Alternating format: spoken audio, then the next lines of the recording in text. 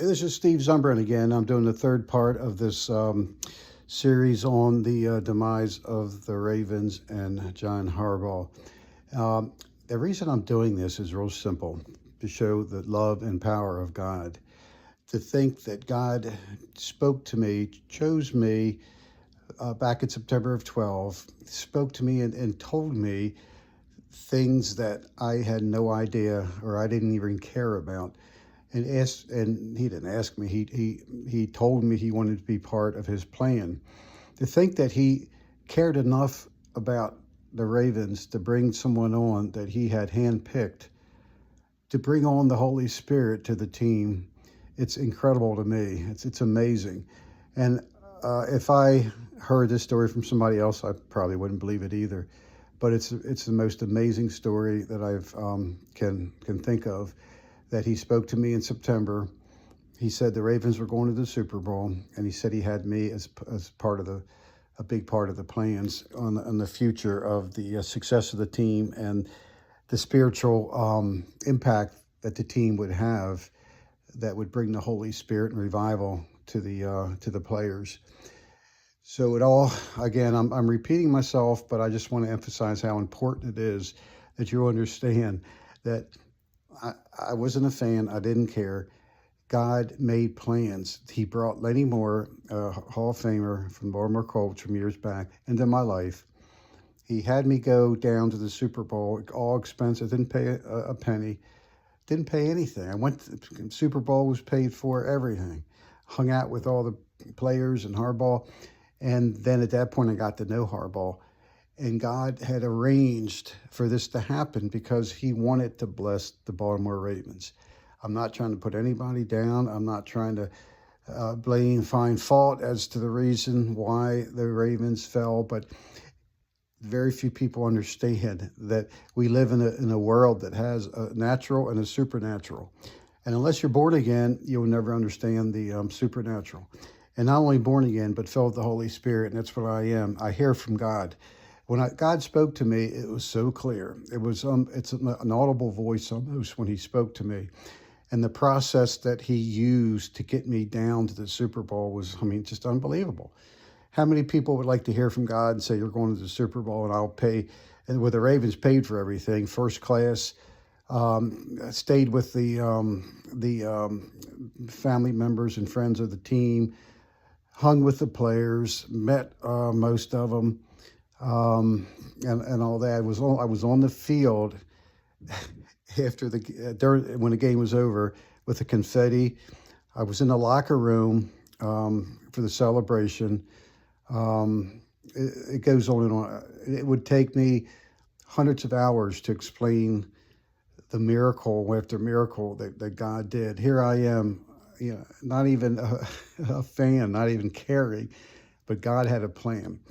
And then once I got to hook up with Harbaugh for 11, 12 years, we were best of friends. We communicated every day, had lunch. I came out to camp anytime I wanted to for a while, met the players, prayed with them, was led by the Holy Spirit as to what to say, and all those things.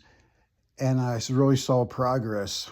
And this is the whole key that I want you to understand about God. God can do, just like in Jeremiah, he gave Jeremiah a plan and he told the people, God gives you a plan, but the people have to work with God's plan. And Harbaugh wanted me there. And he told the chaplain to include me on the spiritual meetings and just everything to do with the spiritual part of the players. But the chaplain refused.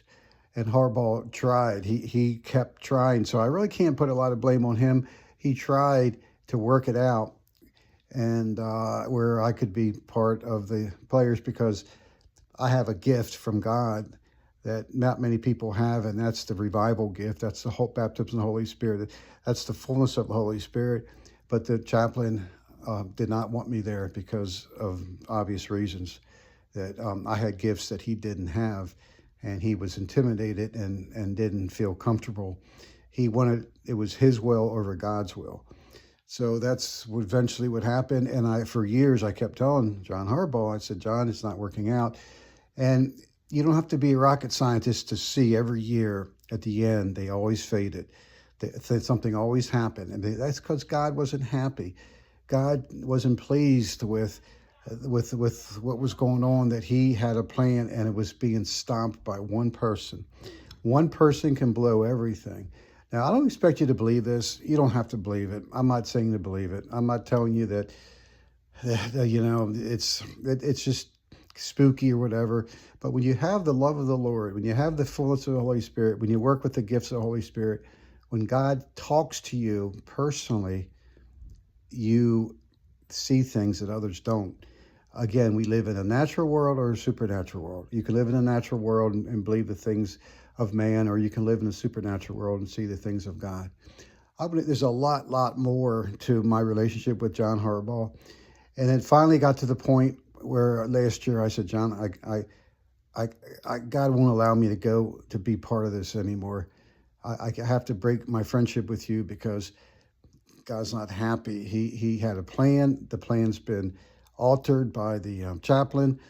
And I said, I got to go, John. And John didn't want to let me go. He kept calling me and he kept emailing and texting me, but I had to go. And I said, the reason I'm going, John, is because the demise is right ahead. It was about, last year before the season started. And I said, God told me your demise is ahead. And it's amazing because everybody in the whole world were saying that the Ravens were going to be in the Super Bowl. Everybody had them going to the Super Bowl, the best team ever, most talent, all this and that. And yet I was the only one saying your demise, which people could understand. I would be selective in who I told, but it's God's words over man's word.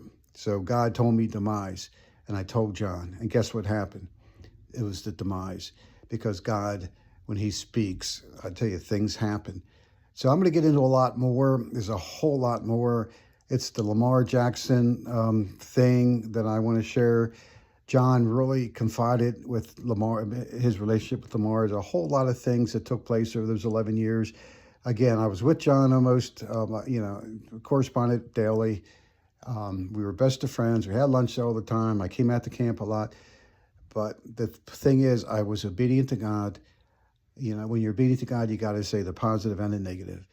If the chaplain would have cooperated, the Ravens would have been in many Super Bowls. It would have been a whole different story. There would have been revival in the camp. There'd be such a different spirit. But one person can mess up the entire system. When you come against God, that's not a good thing. You don't want to come against God. That's not good at all when you come against God. And you come, especially when you grieve the Holy Spirit, that's not good. And it ends up in disaster. And I'm going to get into further things, but I believe that he put a curse on the Ravens that'll be for years. But I'll get into this later. God bless you. Talk to you in part 4 soon.